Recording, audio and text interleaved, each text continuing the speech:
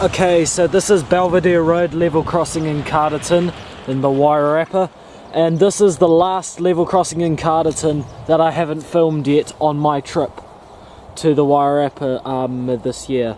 So what have we got? Oh, sorry.